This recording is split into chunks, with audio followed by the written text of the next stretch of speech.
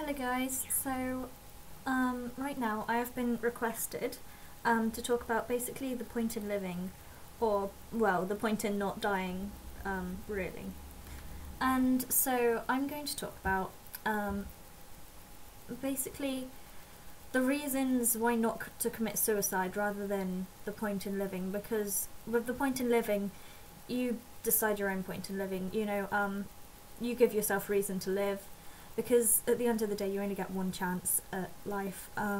There's no practice run. This is your only time you're ever going to be on Earth.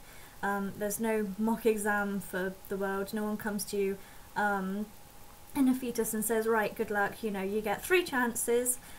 Spoil your first life and you get another. Just keep trying till you get it right. And don't forget to collect extra lives if you find them. You're allowed to kill cats because they have 9. You choose how to live it, what you do whilst you're alive.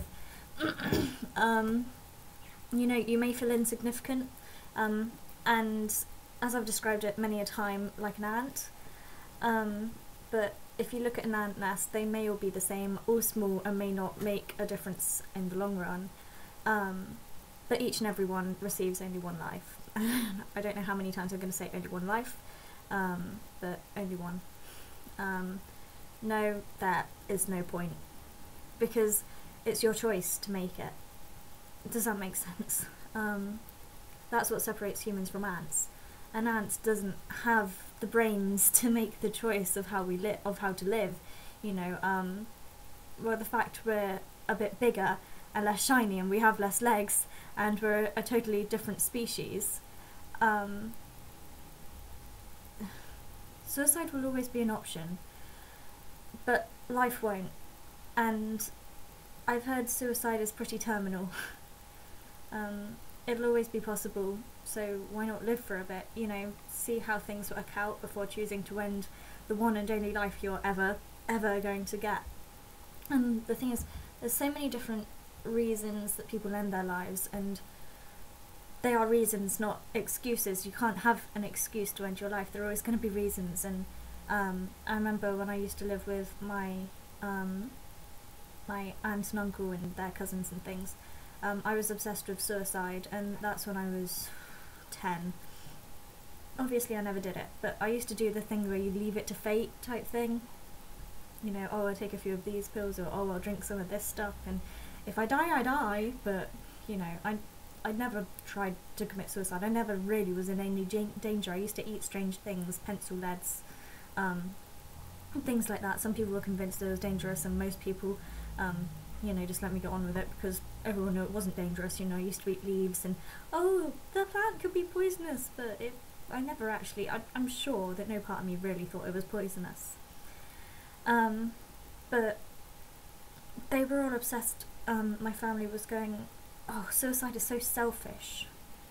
Oh, I can't believe they do that. It's such a selfish thing to do, and honestly, I don't think it's selfish. I think everyone has a reason to die. I don't think there's any excuses, because at the end of the day, you don't die to hurt other people. Some people do, but even so, usually that's for a reason. Everything is for a reason when it comes to ending your own life.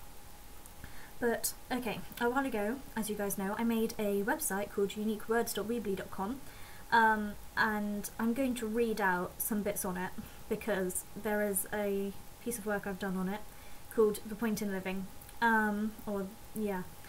and so I'm going to read out some of that stuff, because one, it will mean that I'll summarise it rather than going into strange little stories about my aunt and uncle and cousins, and two, basically I put a lot of hard work into it, and I don't know, it's something that hasn't come up very often, suicide, and I really don't want to go on a ramble about this because I need to get out as many facts as I can, and doing this will mean that I can add a bit at the end. The problem is, this computer doesn't actually tell me how long my videos have been, so I'm sorry if this goes on for a while. I'll try and make it short, as I do need to get in a lot of facts when we're covering a subject like this, and I want to maybe try and talk about my own experience at the end so that you can feel a little bit more like I can empathise with you guys, because that's the reason why we all watch each other. It's because we all understand each other, and I don't want you to feel like I'm being a hypocrite in any way talking about something I don't know about, because I've not got much experience in this. I don't think I've ever seriously tried to kill myself. I think in some ways I have, in some ways I definitely haven't. So, these are the reasons why I think most people tend to choose to end their lives, but there are hundreds and hundreds of thousands and millions of reasons. There's a different reason. The amount of reasons for committing suicide is the same as the amount of people who have committed suicide. So, okay. Clear my throat, all professional-like. Some people choose to end their lives because they fear the future. Sometimes several years into the future, sometimes we fear just tomorrow. It can be hard to imagine we are going to wake up the next day and when we go to bed. It seems impossible. I know it does for me. The fears of the days to come can overwhelm us. While some people tell us to be careful, stop worrying and live in the moment, others tell us we need to think of the future, have an exact plan, succeed in everything basically, be perfect. And it is so much pressure, such unbelievable pressure, that we just can't take it. It is like a stuck situation. We can't make ourselves ill worrying about our future because the present holds its own issues. But if we only think of the present, we're scared to death of our future. The whole way around the future is this, and it is not as simple as it sounds. It's a lot easier said than done. Prepare for the worst and hope for the best. Many of the people reading this article probably have a lot of difficulty with disordered eating, self-harm, mental disorders, in this case not reading an article, watching a video, and stressful things that can completely overwhelm you and preoccupy you every single day. Some of you probably won't get better. Why would I write that? Sorry. Some of you probably want to get better. That's what I wrote. I read it wrong. Dream of the day they can look their disorder in the face and deny it its victim. Anorexics to look at that ice cream and rather than fear it, think it looks fantastic and enjoy it melt on their tongue. A bulimic to eat a slice of cake and not have another. Others don't want to get better. They indulge in their disorder and use it to punish themselves, to cope, to be their outlet. This doesn't just, when I say disorder, this doesn't just mean eating. This means everything, really. These things, though, tend to take over everything the individual does every single day. And all they want is for it to stop, whether that is recovery or suicide. I'm not going to tell you that you all have to get better. Of course you don't. You control that. And honestly, you do control that. However, if you choose to live, eventually it will go away. What I'm getting at is you don't have to get better, just live and eventually you will. I know it's very, very hard to believe because some people still die with their illnesses, but in which case they didn't live. Does that make sense? It can feel like it will never leave you, but if you choose to live, eventually it will have to. Otherwise you will die, and in which case you wouldn't have lived. Does that make sense? I mean lived metaphorically as well as lived. Live. Please live. You know, kind of like you guys. Probably one of the most common reasons for suicide is experiences, is an experience from the past haunting the victim. Flashbacks, memories, some people have to face their abuser /s as a daily occurrence, which just triggers the victim further. Obviously there are a lot of things you should or could do to remove these triggers, such as moving or therapy or a lot of other things. However, as I'm talking to all of you and not the individuals out there struggling, I can only be extremely broad. As I said, there's hundreds of reasons. Sometimes in your mind you just have to prove to your abuser that they didn't win. It's not easy, whether that is recovering or just not dying. You were too strong for them. They did not bring you down in the long term. Don't be ashamed or angry at yourself. Be angry at them. Them who took away a huge part of your joy. They took away a part of you. Once someone abuses you, they become part of what you are made of. You are made up of every experience, every person, every action you've ever met or done. Turn what they did into a good thing for you.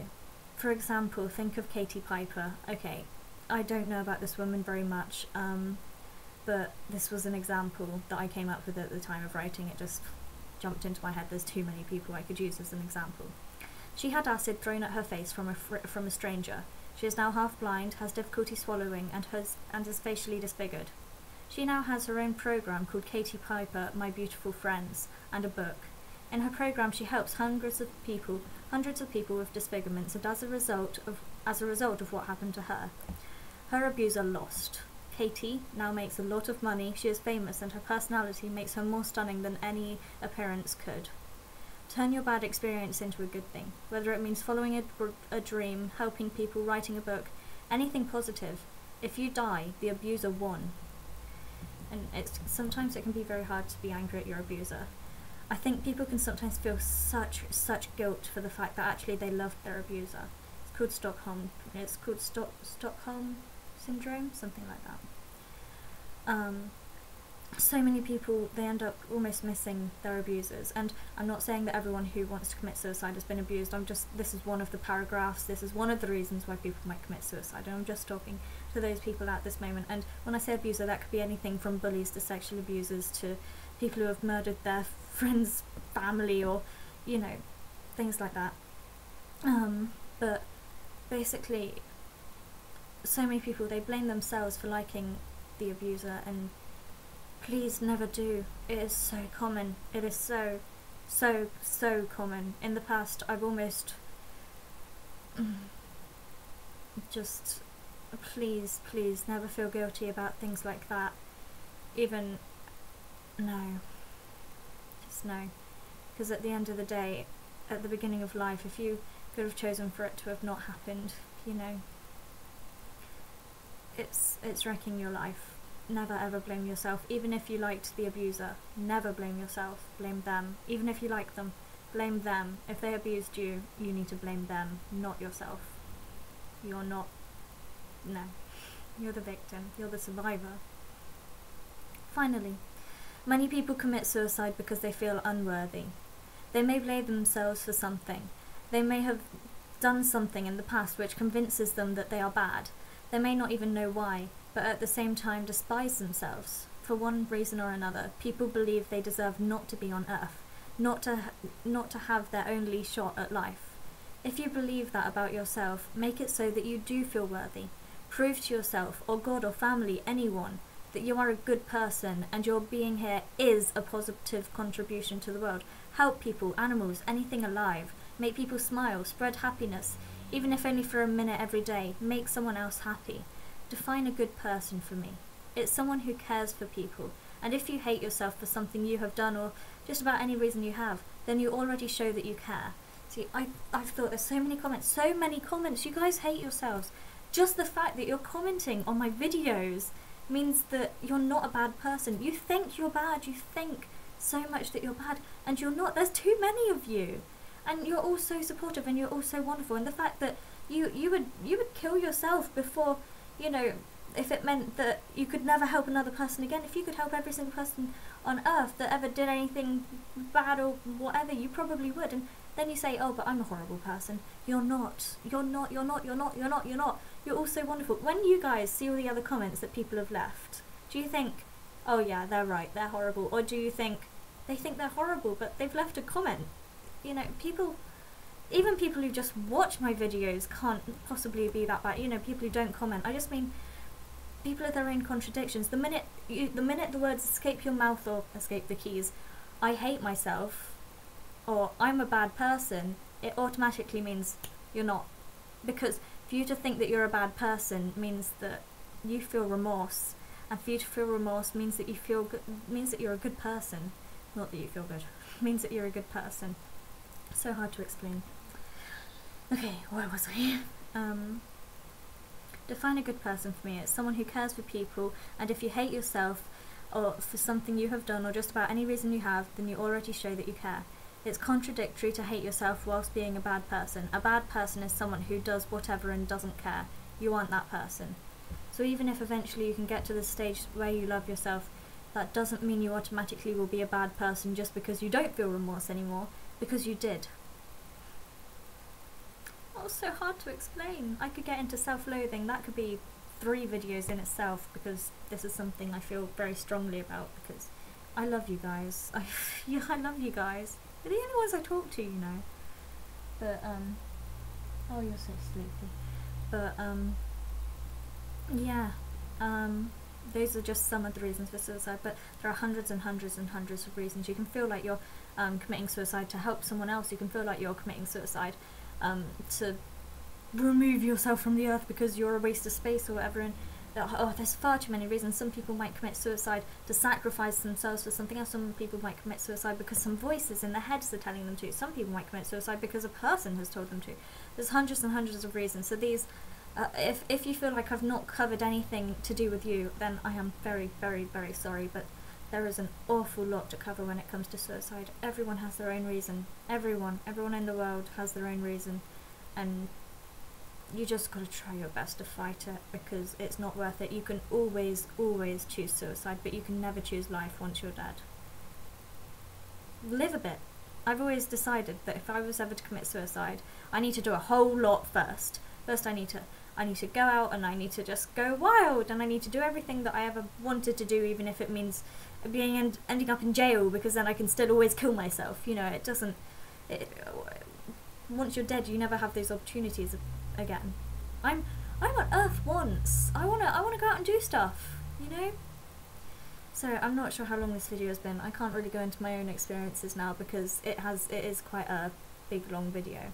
But I'm hoping to do a couple more videos soon because I've had a couple more requests from, I've forgotten her name, but something like Chocolate Sunday something. Yeah, sorry, I always remember the commenters, but I sort of get them names a bit mixed up. I only have to get the gist of it. I know most of the names, but there are 200 and something of you. But okay, guys, please comment, send me a message if you need anything. I still need to get back to the person who sent me a message the other day. I am sorry to keep you waiting. I'm awful at typing right now because there are several keys not working on my keyboard, and my O has been completely removed by the little bird over there staring at me. So, to those of you who, by the way, haven't looked at my Budgie Girl Rachel channel, I'll show you my bird because he's just far too adorable, aren't you, Charlie? Come on then, baby.